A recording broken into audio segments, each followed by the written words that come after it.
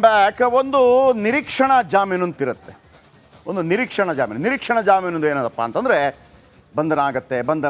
ಬಂಧನದ ಯಾವುದಾದ್ರೂ FIR ಆದಾಗ ಬಂಧನವಾಗುವಂಥ ಸಾಧ್ಯತೆ ಇರುವಾಗ ಒಂದು ನಿರೀಕ್ಷಣಾ ಜಾಮೀನನ್ನು ಕೋರ್ಟ್ಗೆ ಸಲ್ಲಿಸ್ತಾರೆ. ಮಹಾಸ್ವಾಮಿ ಮಹಾಪ್ರಭುಗಳೇ, ನ್ಯಾಯಮೂರ್ತಿಗಳೇ, ನನ್ನನ್ನು ಬಂಧನ ಮಾಡಬಾರ್ದು, ಈ ಕಾರಣಕ್ಕಾಗಿ ಯಾರು ಪ್ರಜ್ವಲ್ ರೇವಣ್ಣ ಕೂಡ ಸಲ್ಲಿಸಿರ್ತಾರೆ. ಭವಾನಿ ರೇವಣ್ಣ ಅವರು ಕೂಡ ಸಲ್ಲಿಸಿದರು. ಯಾಕೆ ಭವಾನಿ ರೇವಣ್ಣ ಸಲ್ಲಿಸಿದ್ರು ಅಂದರೆ, ಆ ಕಿಡ್ನಾಪ್ ಕೇಸ್ ಇದೆಯಲ್ಲ, ಆ ಕಿಡ್ನಾಪ್ ಕೇಸಲ್ಲಿ ಆ ಹುಡುಗಿಯನ್ನು ಕರ್ಕೊಂಬಂದಿದ್ರು. ಏನಮ್ಮ ಯಾರು ನಿಮ್ಮನ್ನು ಕರ್ಕೊಂಡು ಹೋಗಿದ್ದೇಳೋ ಆ ಹುಡುಗಿ ಹೇಳಿತ್ತು, ನನ್ನನ್ನು ಅಮ್ಮ ಅವ್ರು ಕರೆದಿದ್ರು. ಅಮ್ಮ ಯಾರು? ಭವಾನಿ ರೇವಣ್ಣ. ಅದು FIR. ಈಗ ಅದಕ್ಕೆ ನಿರೀಕ್ಷಣಾ ಜಾಮೀನನ್ನು ಅವರು ಸಲ್ಲಿಸಿದರು. ಈ ನಿರೀಕ್ಷಣಾ ಜಾಮೀನನ್ನು ವಜಾ ಮಾಡಿದೆ. ಹಾಗಾಗಿ ಭವಾನಿ ರೇವಣ್ಣ ಎನಿ ಟೈಮ್ ಬಂಧನವಾಗುವಂಥ ಸಾಧ್ಯತೆ ಇದೆ. ಭವಾನಿ ರೇವಣ್ಣ ಹಾಗೂ ಬಂಧನ ಭೀತಿ. ಭವಾನಿ ರೇವಣ್ಣಗೆ ಸಂಕಷ್ಟ. ಪ್ರಜ್ವಲ್ ರೇವಣ್ಣ ತಂದೆ ಆಲ್ರೆಡಿ ಜೈಲ್ಗೆ ಹೋಗಿ ಬಂದಾಯಿತು. ಈಗ ತಾಯಿಗೆ ಕಿಡ್ನ್ಯಾಪ್ ಕೇಸಲ್ಲಿ ನಿರೀಕ್ಷಣಾ ಜಾಮೀನು ಇಲ್ಲ. ನ್ಯಾಯಾಧೀಶರಾದ ಸಂತೋಷ್ ಗಜಾನನ ಭಟ್ ಆದೇಶ. ಇದು ಕೇಸೇ ಬೇರೆ ಮಾತ್ರ. ಕಳೆದ 15 ದಿನಗಳಿಂದ ಬಹಿರಂಗವಾಗಿ ಕಾಣಿಸಿದ ಭವಾನಿ. ಯಾವುದೇ ಕ್ಷಣದಲ್ಲಾದರೂ ಭವಾನಿ ರೇವಣ್ಣ ಬಂಧಿಸಲಿರುವ SIT ಇಡೀ ಫ್ಯಾಮಿಲಿಗೆ ಕುತ್ತು ಬಂದಿದೆ ಒಂದು ರೀತಿಯಲ್ಲಿ. ಪ್ರಜ್ವಲ್ ರೇವಣ್ಣ ಅವರ ತಂದೆ HD ರೇವಣ್ಣ ಅವರ ಪತ್ನಿ Bhavani Revanna any time arrest ಆಗುವ ಸಾಧ್ಯತೆ ಇದೆ. ಭವಾನಿ ರೇವಣ್ಣ ಕಳೆದ ಬಾರಿ ಹಾಸನ ವಿಧಾನಸಭಾ ಕ್ಷೇತ್ರದ ಆಕಾಂಕ್ಷಿ ಕೂಡ ಆಗಿದ್ದರು. ಆದರೆ ಕೊನೆಗಳಿಗೆಯಲ್ಲಿ ಸ್ವರೂಪ್ ಪ್ರಕಾಶ್ ಅವರಿಗೆ ಟಿಕೆಟ್ ಸಿಕ್ತು. ಆಮೇಲೆ ಇವರು ಜಿಲ್ಲಾ ಪಂಚಾಯತಿ ಮೆಂಬರ್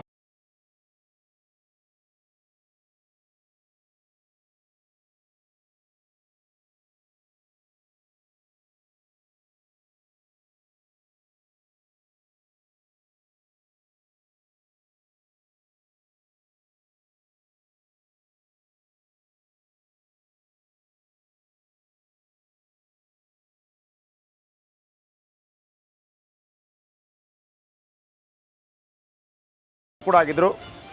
ಜಿಲ್ಲಾ ಪಂಚಾಯತಿ ಅಧ್ಯಕ್ಷ ಆಗುವಂಥ ಅವಕಾಶ ಇತ್ತು. ಆ ಟೈಮಲ್ಲಿ ಬೇರೆ ಕಾರಣಗಳಿಗಾಗಿ ಮೀಸಲಾತಿಯನ್ನು ಚೇಂಜ್ ಮಾಡಿದ ಕಾರಣಕ್ಕಾಗಿ ಇವರ ಚಾನ್ಸ್ ತಪ್ಪಿತ್ತು. ಒಳ್ಳೆ ರಾಜಕಾರಣಿ ಇವರು ಕೂಡ.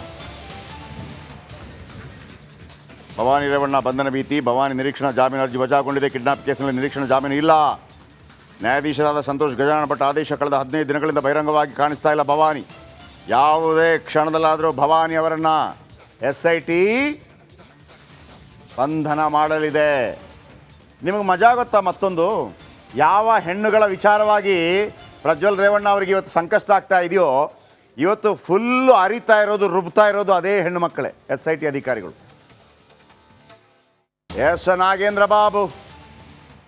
ನಾಗೇಂದ್ರ ಬಾಬು ಭಾಳ ಅದ್ಭುತವಾಗಿ ವಿವರಣೆಗಳನ್ನು ಕೊಡ್ತಾ ಹೋದರು. ಸುನಿಲ್ ಜೊತೆ ಸೇರಿ ಕೂಡ ಕೊಡ್ತಾ ಹೋದರು. ಇದೀಗ ಭವಾನಿ ರೇವಣ್ಣ ಅವರಿಗೂ ಕೂಡ ಜಾಮೀನು ಅರ್ಜಿ ವಜಾಗೊಂಡಿದೆ. ಏನು ನಾಗೇಂದ್ರ ಬಾಬು ಅವರೇ, ಫ್ಯಾಮಿಲಿ ಟು ಫ್ಯಾಮಿಲಿ ಒಬ್ಬನು ಮಾಡಿದಂಥ ತಪ್ಪು ಇಡೀ ಊರಿಗೆ ವ್ಯಾಪಿಸ್ತು ಅನ್ನೋ ರೀತಿಯಲ್ಲಿ ಇದು ಕಿಡ್ನಾಪ್ ಕೇಸ್ ಬೇರೆ ಇದ್ದಿರ್ಬೋದು.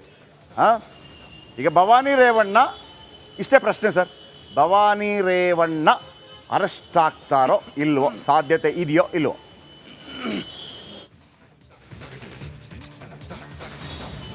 ಜಯಪ್ರಕಾಶ್ ಶೆಟ್ಟಿ, ಈಗ ಅರ್ಜಿ ವಜಾ ಆಗಿದೆ ಅಂತಂದರೆ ಖಂಡಿತವಾಗಿಯೂ ಕೂಡ ಭವಾನಿ ರೇವಣ್ಣ ಅರೆಸ್ಟ್ ಆಗೇ ಆಗ್ತಾರೆ.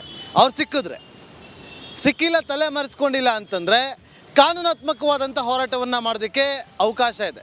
ಸಿಟಿ ಸಿವಿಲ್ ಕೋರ್ಟ್ನಲ್ಲಿ ಅರ್ಜಿ ವಿಚಾರಣೆ ನಡೆದಿತ್ತು. ವಾದ ಪ್ರತಿವಾದವನ್ನು ಆಲಿಸಿ ತೀರ್ಪನ್ನು ಕಾಯ್ದಿರಿಸಿ ಅರ್ಜಿಯನ್ನು ವಜಾ ಮಾಡಿದ್ದಾರೆ ನ್ಯಾಯಾಧೀಶರು. ಹಾಗಂತ ಭವಾನಿ ರೇವಣ್ಣ ಪರ ವಕೀಲರು ಸುಮ್ಮನೆ ಕೂರೋದಿಲ್ಲ. ಅವ್ರಿಗೆ ಮೇಲ್ಮನವಿ ಹೋಗೋದಕ್ಕೆ ಸಾಧ್ಯತೆಗಳು ಕೂಡ ಇದೆ.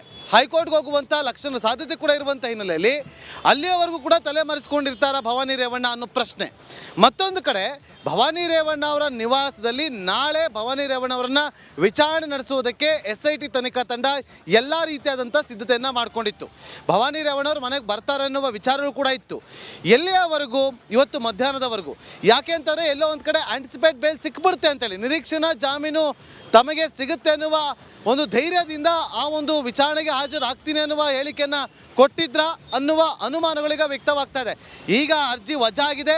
ನೋ ಡೌಟ್ ಅವ್ರು ಎಲ್ಲೇ ಅಡಗಿದ್ರು ಕೂಡ SIT ಈಗ ಜಾಲಾಡಿ ಅವರನ್ನು ಅರೆಸ್ಟ್ ಮಾಡೋದಕ್ಕೂ ಕೂಡ ಮುಂದಾಗಬಹುದು. ಆ ಸಾಧ್ಯತೆಗಳು ಈಗ ದಟ್ಟವಾಗಿ ಕಂಡು ಬರ್ತಾ ಇದೆ. HD ರೇವಣ್ಣ ಆಯಿತು, ಪ್ರಜ್ವಲ್ ರೇವಣ್ಣ ಆಯಿತು, ಈಗ ಭವಾನಿ ರೇವಣ್ಣ ಅವರ ಸರ್ತಿ, ಅವರನ್ನು ಕೂಡ ಅರೆಸ್ಟ್ ಮಾಡೋದಕ್ಕೆ SIT ತಂಡ ಓಕೆ, ಬಂದೆ ಸಜ್ಜಾಗಿ ಬಂದೆ